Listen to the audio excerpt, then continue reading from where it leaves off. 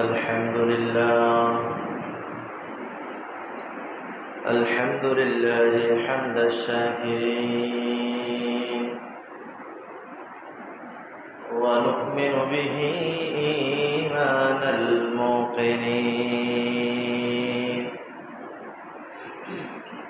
ونشهد أن لا إله إلا الله وحده لا شريك له ونشهد أن سيدنا وسندنا وحبيبنا ومولانا محمد الذي أرسله بالحق بشيرا ونذيرا وداعيا إلى الله بإذنه وسراجا منيرا أما بعد فقد قال الله تعالى في كلامه المجيد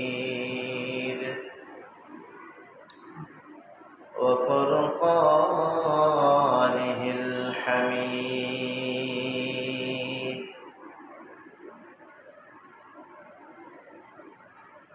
وإن يونس لمن المرسلين إذ أبق إلى الفلك المشحون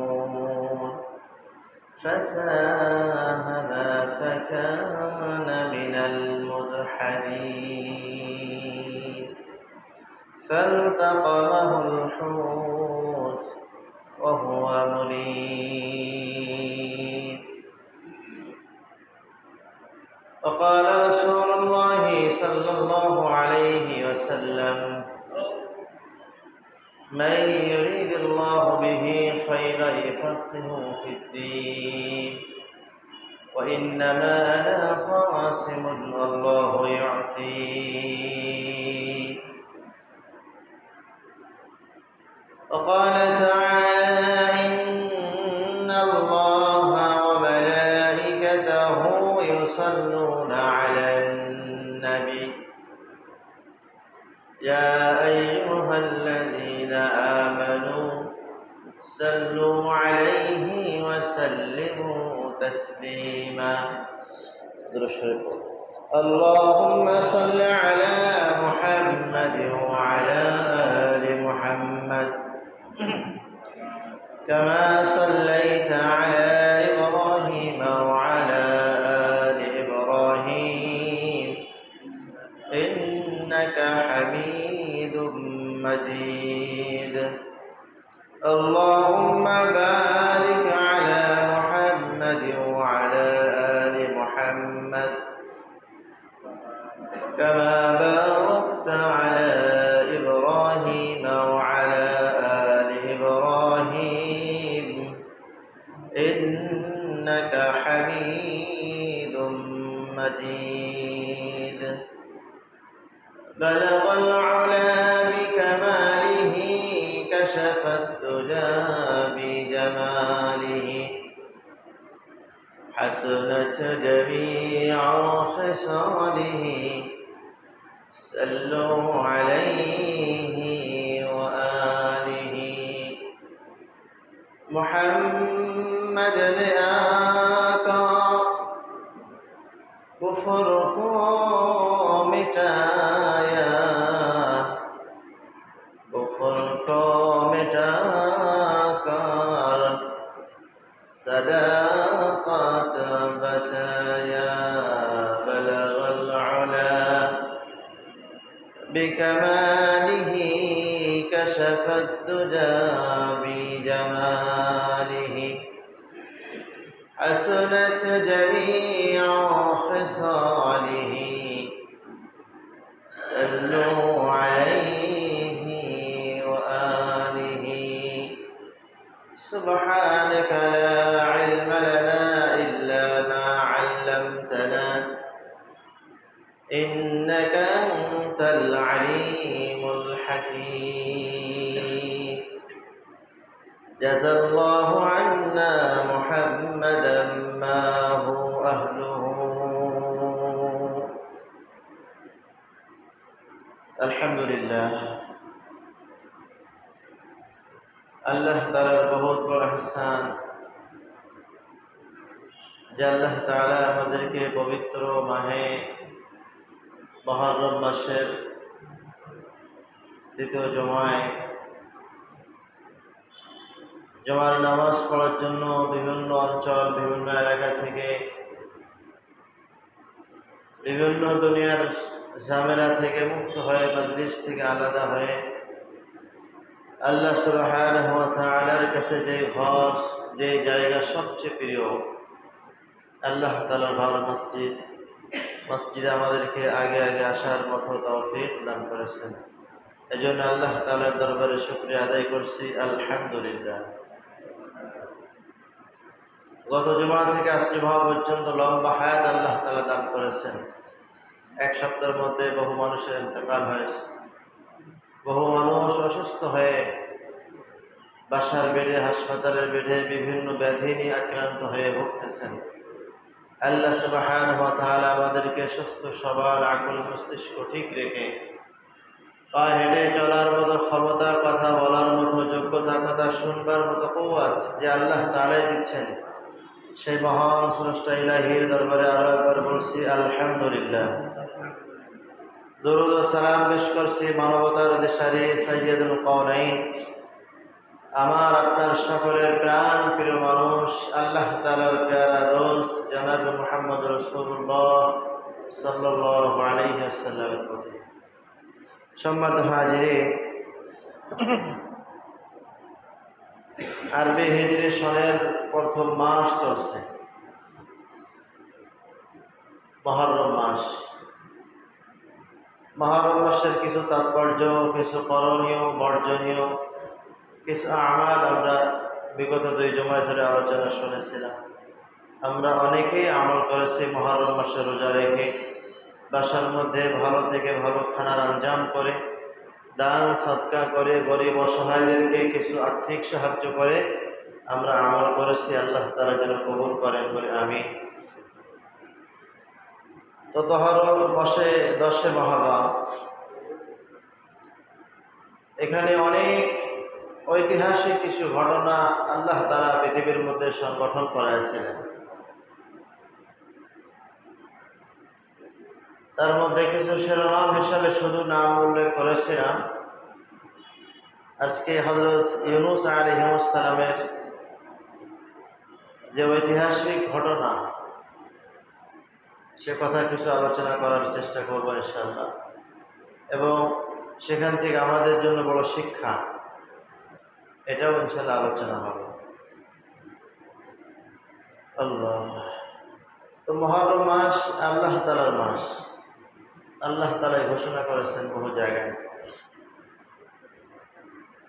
সাথে সাথে আমাদেরকে শুকরিয়া করা আল্লাহ তাআলার নিয়ামতের জন্য, যে নিয়ামত আল্লাহ তাআলা আমাদেরকে বিশেষভাবে দান করেছেন। আমাদের নিয়ামতের কথা তো বলে শেষ করা যাবে না। অসংখ্য অগণিত নিয়ামতের মধ্যে আল্লাহ তাআলা আমাদেরকে ডুবায় রাখছেন। আল্লাহ তাআলা বলেন, ওয়া ইন তা'উদ্দু নি'মাতাল্লাহি লা তুহসুহা। নিয়ামতের গণনা এটা কেউ বলে শেষ করতে পারবে না। একটা নিয়ামতের কথা আমরা বলি বা বুঝি, মানুষের অক্সিজেন, শ্বাস প্রশ্বাস নেওয়া, এটা কত বড় নিয়ামত। যাদের শ্বাসনালীতে অক্সিজেন নিতে পারে না, বেরও করতে পারে না, তাদের কাছে জিজ্ঞেস করলে কত টাকা খরচ প্রত্যেক দিন। আইসিইউর মধ্যে যারা টাকাওয়ালা, অনেক সময় চিকিৎসক বা হাসপাতাল কর্তৃপক্ষ রোগী নিয়ে আসলে যারা নিয়ে আসে তাদের দিকে দেখে, তাদের চেহারা দেখে, মালদার না গরিব। তাদের আর্থিকের কথা শুনে এরপরে ব্যবস্থা গ্রহণ করে, অক্সিজেন লাগায় আইসিইউর মধ্যে রাখে, নানান তার করে তাদের কাছ থেকে অর্থ ফাঁসিয়ে নেয়। তো এই অক্সিজেন যে আল্লাহ তাআলা আমাদেরকে গণহারে যেমন খুশি তেমন ভাবে আমরা নিচ্ছে আর ছেড়ে দিচ্ছি, এই অক্সিজেন যদি আমাদেরকে কেনা লাগতো টাকা দিয়ে, পয়সা দিয়ে যদি ক্রয় করা লাগতো, তো আমরা যারা গরিব আছি, গরিব দেশ আছে, এই দেশের মানুষ বেঁচে থাকতো না। যারা টাকাওয়ালা সম্পদওয়ালা ভালো দেশ, তারা সব অক্সিজেন কিনে রাখত।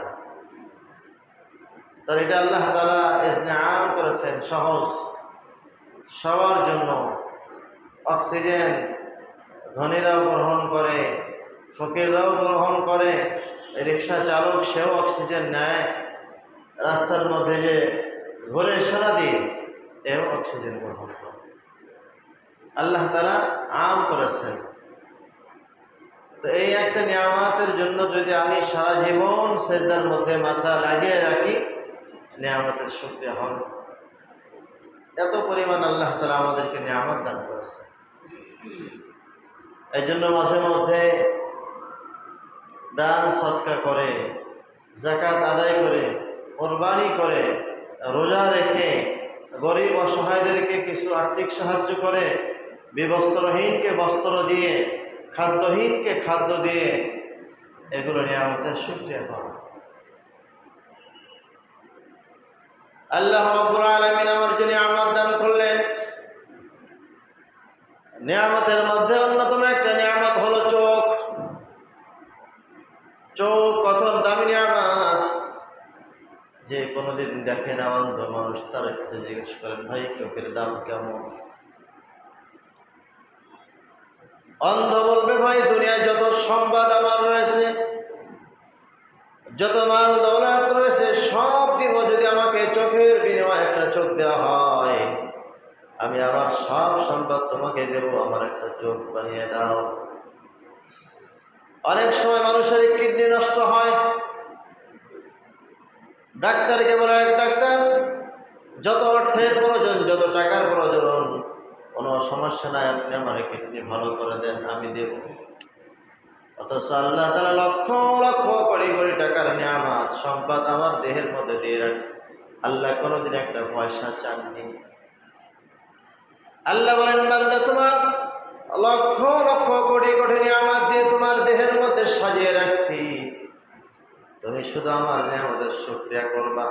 আজ ওয়াক্ত নামাজের সময় হলে নামাজ পড়বা, রমজান মাস আসলে রোজা রাখবা, সম্পদশালী হলে যাকাত দিবা, কোরবানির মৌসুমে হায়াত করে কোরবানি করবা, আর যখন যেভাবে নিয়ামতের শুকরিয়া করা যায় এগুলো করবা। আমি তোমার কাছ থেকে কোনো পয়সা গ্রহণ করব না। এত নিয়ামত আমাদেরকে আল্লাহ তাআলা দিয়ে রাখছেন। সম্মানিত হাজিরিন, মুহররম মাসের 10 তারিখে ঐতিহাসিক যে ঘটনাগুলো সংঘটিত হয়েছিল, তার মধ্যে ইউনূস আলাইহিস সালামকে আল্লাহ তাআলা মাছের পেটে নিয়ে গেছিলেন। কিছু কথা আমাদের শোনার দরকার। জানা কথাও শুনতে শুনতে মানুষ মানতে, আমল করতে বাধ্য হয়ে যায়, উদ্বুদ্ধ হয়ে যায়। আল্লাহ তাআলা ইউনূস আলাইহিস সালামের কথা আমাদের কোরআনের মধ্যে পয়গম্বর আলাইহিস সালামকে জানিয়েছেন। পয়গম্বর ইউনূস আলাইহিস সালাম একজন নবী ছিলেন। আল্লাহ তাআলা সীমা লঙ্ঘন করার কারণে, অপরাধ করার কারণে আল্লাহ তাআলা ফয়সালা আসার আগেই তিনি এলাকা ছেড়ে চলে গিয়েছিলেন। আমরা তো জানা আছে, সামনে কথা বলবো।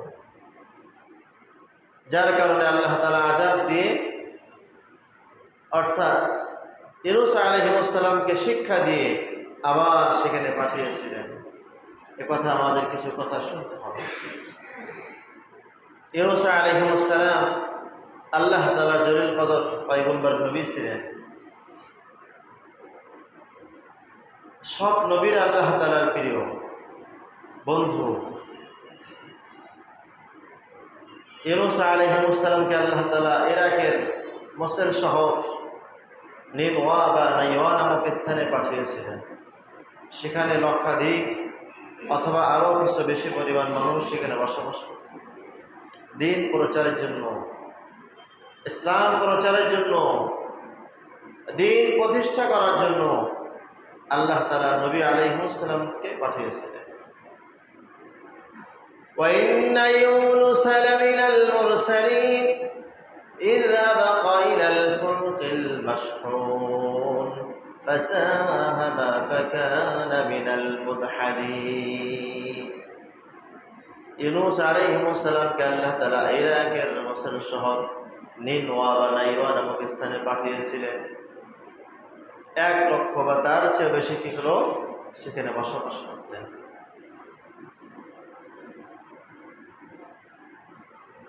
ইউনূস আলাইহিস সালাম তার কওমদেরকে, তার অধিবাসীদেরকে রাত দিন দাওয়াতের কাজ করতেন, মেহনত করতেন। অনেক পরিমাণে আল্লাহ তাআলার কথা, শিরক থেকে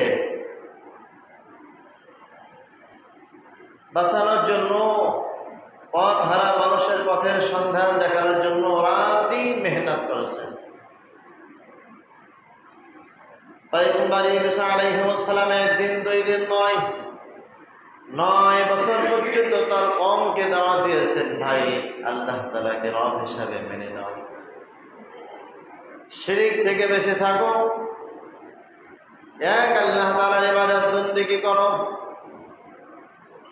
শিরকের মধ্যে লিপ্ত হবে না, কুফরের মধ্যে লিপ্ত হবে না, আল্লাহ তাআলাকে রব হিসাবে মেনে নাও, আর আসমান থেকে তোমাদের জন্য শান্তির ব্যবস্থা হবে। একাধারে রাত দিন মেহনত করেন, কিন্তু কোনো মানুষ ইসলাম গ্রহণ করে না।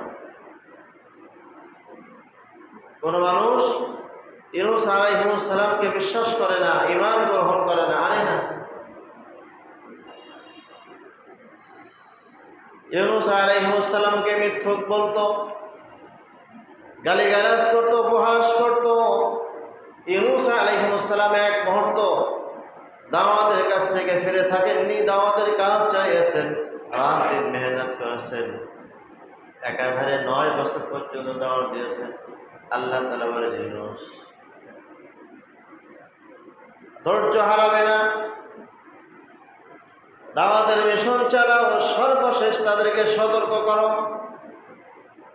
যদি তোমরা আমার উপরে ঈমান না আনো, আল্লাহ তাআলাকে রব হিসাবে না মেনে নাও, 3 দিন পরে তোমাদের উপরে আযাব এসে তোমাদেরকে গ্রেফতার করবে, আযাব এসে যাবে। যদি তোমরা আমার হুকুম না মানো, আমার কথা মতো না চলো, তাহলে তোমাদের উপরে আসমান থেকে আযাব চলে আসবে 3 দিনের মধ্যে। তার কওম ভাবলো যে ইউনূস তো সবসময় বলে, তো তারাও আবার মনে মনে ভাবলো ইউনূস তো নবী, সত্য হলেও তো হতে পারে। দেখা গেল 1 দিন 2 দিন পরে ইউনূস আলাইহিস সালাম তাদেরকে বলে তার যে আসবাবপত্র ছিল এগুলো সব রেডি করে, ব্যাগ রেডি করে তিনি চলে যাবেন। সবাই ভাবলো ইউনূস যেহেতু চলেই যাবে, মনে হয় আযাব চলে আসতে পারে। দেখা গেল 3 দিনের দিন আকাশের মধ্যে কালো মেঘ জমা হয়েছে, লম্বা কথা, আকাশের মধ্যে কালো কালো মেঘ জমা হয়েছে। ওদিকে ইউনূস আলাইহিস সালাম তাদের কওম থেকে চলে যাচ্ছে, আযাব এসে যাবে, না জানি আমি থাকলে আমিও ধ্বংস হয়ে যাই। ইউনূস আলাইহিস সালাম এলাকা থেকে বিদায় হয়ে চলে যাচ্ছে, যাওয়ার পথে নদী বেঁধে গেল, সমুদ্র মহাসাগর পার হতে হবে। আল্লাহ,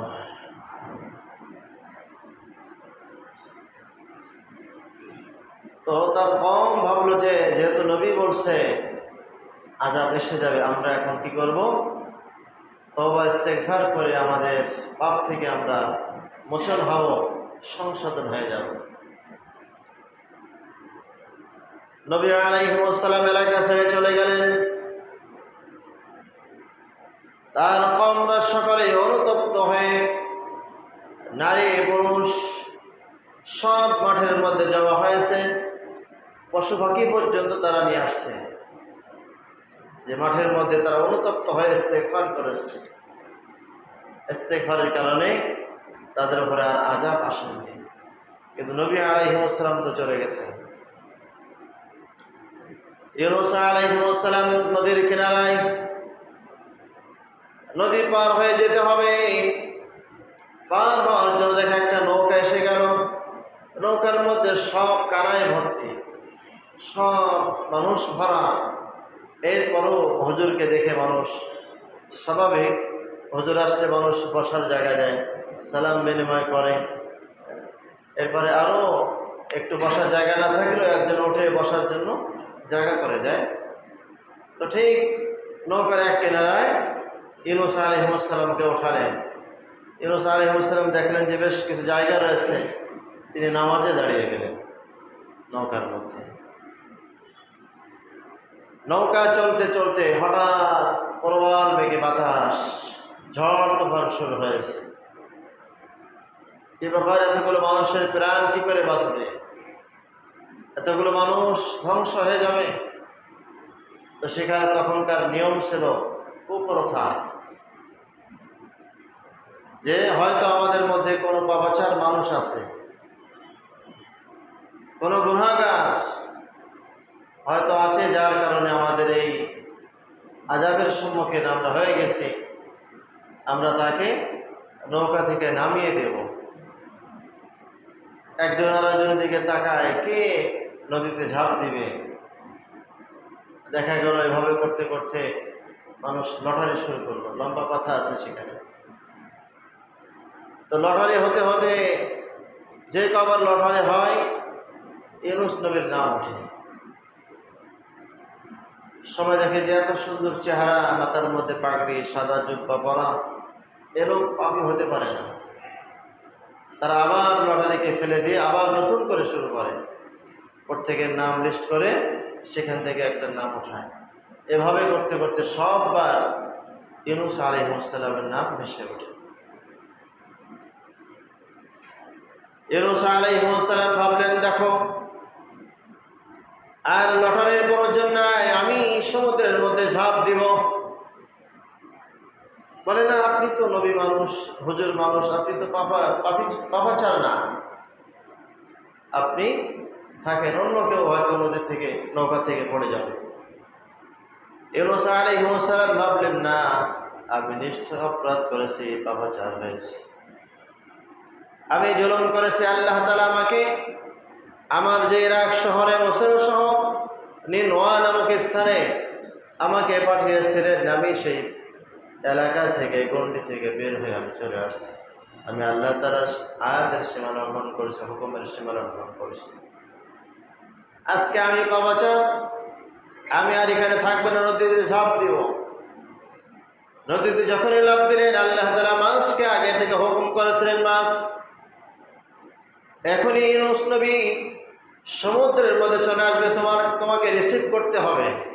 তোমাকে খাদ্য হিসাবে না, তোমার কাছে আমানত হিসাবে আমি পাঠিয়ে দিচ্ছি, তুমি তাকে সুন্দর করে রাখবে যেন কোনো অসুবিধা না হয়।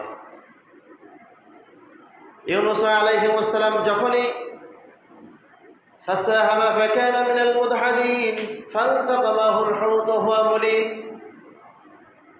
ইউনূস আলাইহিস সালাম যখনই সমুদ্রের মধ্যে ঝাঁপ দিলেন, নামলেন, সাথে সাথে একটা মাছ ইউনূস আলাইহিস সালামকে গালের মধ্যে ঢোকায় নিল।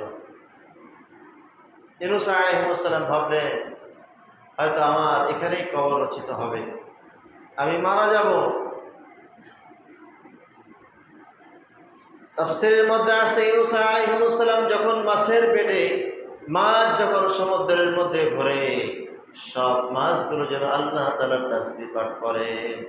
সব মাছ আল্লাহ তাআলার প্রশংসা, তাসবিহাত পাঠ করতেছে। ইউনূস আলাইহিস সালাম ভাবলেন, আমি হয়তো মাছের মধ্যেই আমার কবর রচিত হবে, আমি আর দুনিয়ায় বাঁচব না, আমি আর বেঁচে থাকবো না। এরপরে যখন হাত পা নাড়াচাড়া করলেন, ভাবলেন যে আমি এখনো তো বেঁচে আছি। সাথে সাথে সেখানে নামাজ পড়লেন, তাসবিহাত শুরু করলেন। আল্লাহ তাআলা فنادى في الظلمات أن لا إله إلا أنت সুবহানাক ইন্নী কুনতু মিনাজ জালিমিন।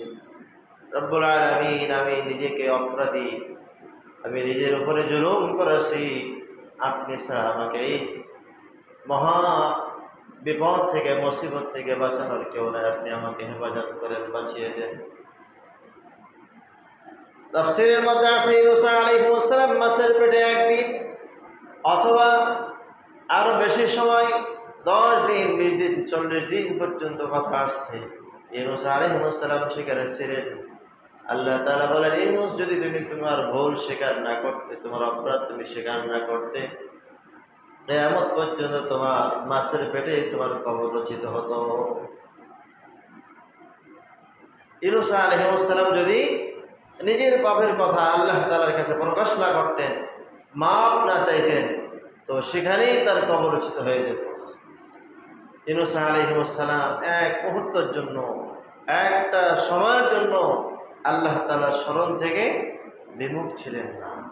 আল্লাহ তাআলার কাছে নিজের অপরাধের কথা, নিজের দুর্বলতা সব পেশ করেছেন। আল্লাহ তাআলা মাছকে হুকুম করলেন, এই মাছ, আমার ইউনূস কিন্তু তোমার খাদ্য না, তোমার কাছে আমানত, রিসিভ করে তুমি সুন্দরভাবে তাকে হেফাজত করে রাখো। 10 মুহররম যখন এসে গেল, ইউনূস আলাইহিস সালামকে আল্লাহ তাআলা নির্দেশে সমুদ্রের কিনারায় মাছ বমি করে বের করে দিল।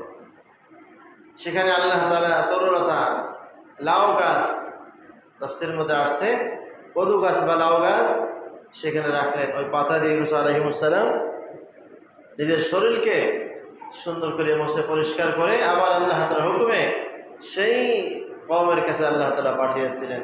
এদিন ছিল 10 মুহররম। এই জন্য ইউনূস আলাইহিস সালাম আল্লাহ তাআলার জলিল কদর পয়গম্বর, কিন্তু আল্লাহ তাআলার ফয়সালা হওয়ার আগেই তিনি এলাকা ছেড়ে চলে গিয়েছিলেন, যার কারণে মহা মুসিবতের মধ্যে পরীক্ষার জন্য আল্লাহ তাআলা ফিরিয়েছিলেন। আমাদের নবী আলাইহিস সালামের কাছে ইরাকের মুসল শহরের নিনওয়া বা নাইওয়া নামক স্থান থেকে এক ইহুদি আসছে দেখা করার জন্য। আসার সাথে সাথে পয়গম্বর আলাইহিস সালাম সালাম বলেন, আসসালামু আলাইকুম ওয়া রাহমাতুল্লাহ। কোথা থেকে এসেছেন? ইহুদি সালামের জবাব দিয়ে বললেন, আমি ইরাক শহরের মুসল শহর নাইওয়া নামক স্থান থেকে এসেছি। নিনওয়া বা নাইওয়া। পয়গম্বর আলাইহিস সালাম বলল, তুমি তো ইউনূস নবীর এলাকার মানুষ। ইহুদি আজীব হয়ে গেলেন, ইউনূস নবী তো অনেক আগে চলে গেছে, আর আখির জামানের পয়গম্বর তো এখন, এত দিনের কথা কি করে বুঝলো? মেলা আগে ইউনূস নবীর কথা, অনেক আগের কথা, আর আমাদের আখির জামানের নবী তো অল্প দিন আগে।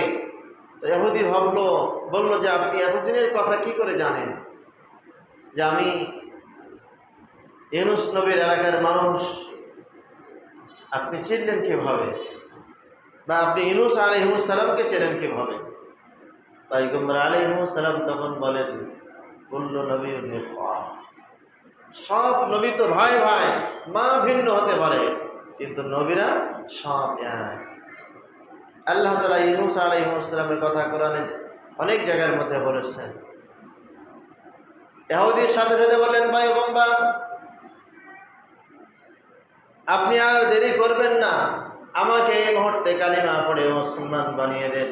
পয়গম্বর আলাইহিস সালাম তাকে কালিমা শাহাদাত পড়ে মুসলমান বানিয়ে দিলেন। অল্প সময়ের জন্য ইহুদি পয়গম্বরের কাছে আসছে, সোহবতে আসছে, এবং পয়গম্বর আলাইহিস সালাম এতটুকু কথা বললেন যে তুমি তো আমার ভাই ইউনূস নবীর এলাকার বাসিন্দার মানুষ। ইহুদি বলল, আপনি ছিলেন কিভাবে? অনেক আগেই তো সে চলে গেছে। এই এতটুকু সোহবতে থাকার কারণে আল্লাহ তাআলা তার দিন পরিবর্তন করছেন। এই জন্য কিতাবের মধ্যে আসছে, যারা নেককার মানুষ, যারা নামাজি দিনদার পরেজগার মানুষ, তাদের সোহবতে কিছু সময় অবস্থান করা, কিছু সময় থাকা, তাহলে নিজের পরিবর্তন এসে যায়। তো ইউনূস আলাইহিস সালামের কথা বলার দ্বারা আমাদের কিছু শিক্ষা আছে।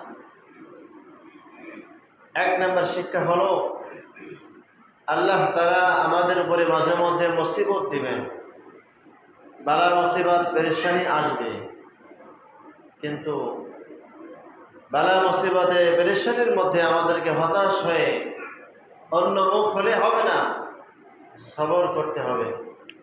সবর করলে আল্লাহ তাআলা উত্তম ফয়সালা দেয়া যায়। এক নম্বর শিক্ষা হলো সবর করা, ফয়সালা আল্লাহ তাআলা করবেন। মুসিবত আসছে, পেরেশানি করে আমার কোনো লাভ নাই, আমি ধৈর্য ধরবো, সবর করব, উত্তম ফয়সালা আল্লাহ তাআলাই করে দেবেন। এক নম্বর শিক্ষা। দ্বিতীয় নম্বর শিক্ষা হচ্ছে, আল্লাহ তাআলা ঈমানদারদের উপরে আযাব পাঠান না। আযাব আল্লাহ তাআলা ঈমানদারদের জন্য পাঠান না। কারণ ইউনূস আলাইহিস সালামের অধিবাসীদের কওম তো পাপাচার ছিল, নবীকে মানত না, আল্লাহ তাআলাকে মানত না, কিন্তু যখন আযাব দেখে ইস্তেগফার করেছে, তওবা করেছে, তখন আল্লাহ তাআলা তাদেরকে ঈমানদার বানিয়ে আযাবকে সরিয়েছেন। এজন্য ঈমানের উপরে, ইসলামের উপরে অটল থাকতে হবে। একটা মুহূর্তের জন্য, একটা সময়ের জন্য ঈমান থেকে সরা যাবে না।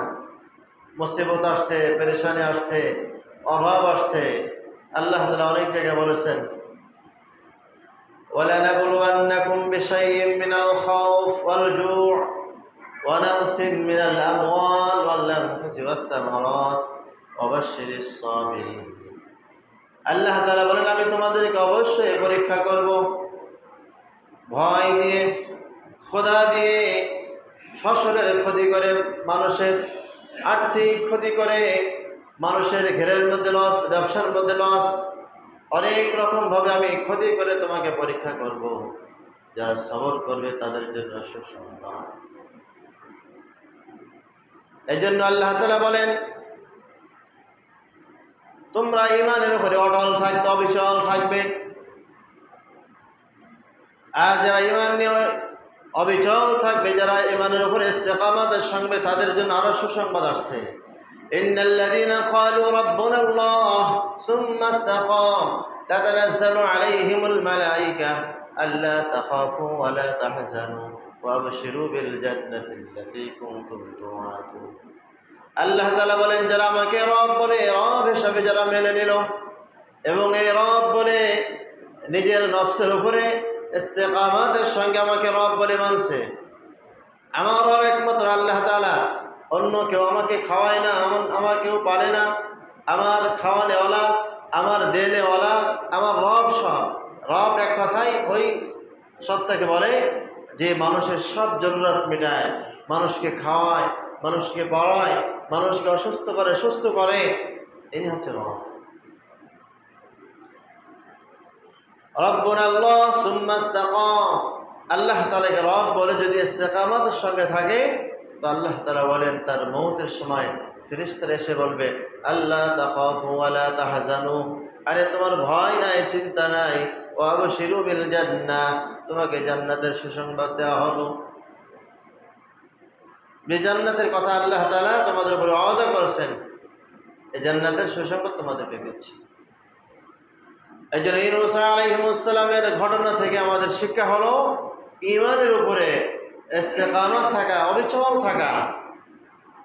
কারণ আল্লাহ তাআলা ঈমানদারদেরকে আযাব দিয়ে আল্লাহ তাআলা মারেন না।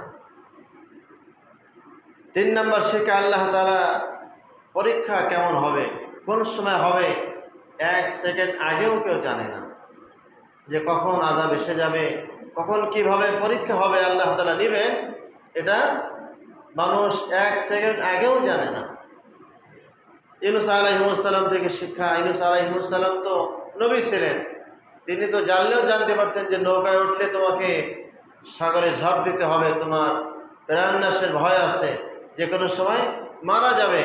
ইউনূস আলাইহিস সালাম জানতেন না যে এই মহা পরীক্ষার সম্মুখীন হতে হবে। এই জন্য আল্লাহ তাআলা বলেন, যারা ইমানদার, যারা মুমিন মুসলিম, তাদেরও কখন কিভাবে পরীক্ষা আসবে এটা জানার কোনো বিষয় না। একটু আগে ভালো ছিলাম, এখন অসুস্থ হয়ে গেলাম, আরে আমার তো আযাব ছিল না, আমার তো কোনো পেরেশানি ছিল না, হঠাৎ পেরেশানি এসে গেল। এই জন্য কখন কিভাবে আল্লাহ তাআলা পরীক্ষা নেবেন এটা এক সেকেন্ড আগেও মানুষ জানে না। কোন সময় কার বিপদ এসে যায় এটা কেউ জানে না। এই জন্য বিপদ আসলে, মুসিবত আসলে, পেরেশানি আসলে হতাশ না হওয়া, সবরের সঙ্গে আল্লাহ তাআলার সাহায্য কামনা করা। ইউনূস আলাইহিস সালাম চাইলে মাছের যত ফেরেশতা রয়েছে, পানির মধ্যে যত ফেরেশতা রয়েছে, তাদের কাছে সাহায্য চাইতে পারতেন, কিন্তু না, আল্লাহ তাআলার কাছে সাহায্য চেয়েছেন। ফানাদা ফিজ যুলুমাত আল্লা ইলাহা ইল্লা আনতা সুবহানাকা ইন্নী কুনতু মিনাজ জালিমিন। আয়াতের আল্লাহ তাআলা শেখায়েতের মুসলিম শরীফের হাদিস, কোনো মুমিন মুমিনা কোনো মুসলিম যদি পেরেশানির মধ্যে পড়ে, মুসিবতের মধ্যে পড়ে, অনেক মহা মুসিবত বিপদ আসছে, আল্লাহ তাআলা বলেন এই দোয়ার আমল করো, মুসিবত দূর হয়ে যাবে, পেরেশানি দূর হয়ে যাবে, বালা মুসিবত থাকবে না। এই জন্য দোয়া ইউনূসের আমল সবসময়ের জন্য করা। নবী আলাইহিস সালাম শিখাইছেন, নবী এই দোয়া শিখাইছেন যে মুসিবত আসলে, পরীক্ষার সম্মুখীন হলে, পেরেশানি হলে এই দোয়া পড়ো, আল্লাহ তাআলা পেরেশানিকে দূর করে দেবেন। পরীক্ষার সম্মুখীন হলে পরীক্ষাও আল্লাহ তাআলা সহজ করে দেবেন। 4 নম্বর শিক্ষা, সব সময়ের জন্য আল্লাহ তাআলার সাহায্য কামনা করা। ইউনূস আলাইহিস সালাম তো মাছের মধ্যে, আবার পানির তলদেশে, সেখানেও কারোর সাহায্য কামনা করেননি, একমাত্র আল্লাহ তাআলার কাছে সাহায্য চেয়েছেন। আর আল্লাহ তাআলা উপযুক্ত সাহায্য করেছেন, যেভাবে প্রয়োজন ছিল ঠিক সেভাবেই সাহায্য করেছেন। এই জন্য আমরাও যদি আমাদের প্রয়োজন মোতাবেক যখন যা প্রয়োজন আল্লাহ তাআলার কাছে সাহায্য চাই, আল্লাহ তাআলা ঠিক আমার যতটুকু প্রয়োজন রয়েছে ততটুকু দিবেন।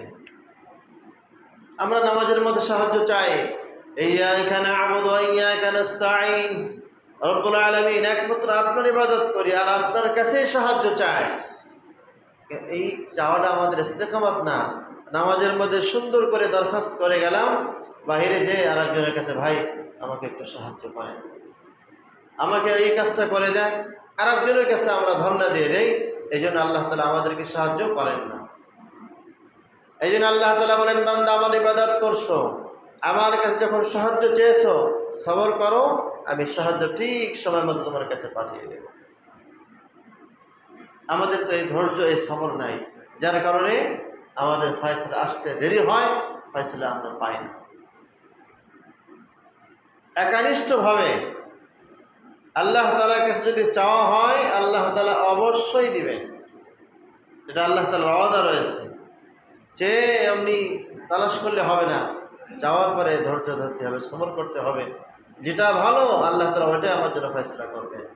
এই জন্য দোয়ার মধ্যে বলা, রব্বুল আলামিন যেটা আমার জন্য কল্যাণ হয় আপনি সেটাই ফয়সালা করেন, আর যেটা অকল্যাণ রয়েছে সেটা থেকে আপনি আমাকে দূরে রাখেন।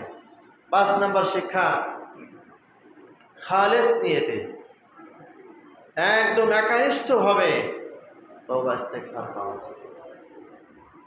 কওম তো ধ্বংস হয়ে যাচ্ছিল, আযাব চলে আসছে, মেঘ কালো হয়ে গেছে, বাতাসের গর্জন মনে হয় শুরু হয়েছে। এমন সময় ইউনূস আলাইহিস সালামের 1 লক্ষের অধিক উম্মত খালেস নিয়তে একদম একনিষ্ঠভাবে ইস্তেগফার করেছে, আল্লাহ তাআলা আযাব থেকে তাদেরকে হেফাজত করছে। এই জন্য আজও যদি আমরা একনিষ্ঠভাবে, খালেসভাবে ইস্তেগফার করতে পারি, আল্লাহ তাআলা আমাদেরকে পেরেশানি মুক্ত করবেন, বালা মুসিবত থেকে মুক্ত করবেন, আমার যা প্রয়োজন রয়েছে আল্লাহ তাআলা মেটায় দেবেন। তো আমাদের এই শিক্ষাগুলো নেওয়া, নবী আলাইহিস সালামের জীবনী থেকে, তাদের ঘটনা থেকে আমাদেরকে শিক্ষা নিয়ে সামনে অগ্রসর হওয়া। আল্লাহ তাআলা তৌফিক দান করেন। যারা সুন্নাত পড়তে পারেন আমরা সুন্নাত পড়ে।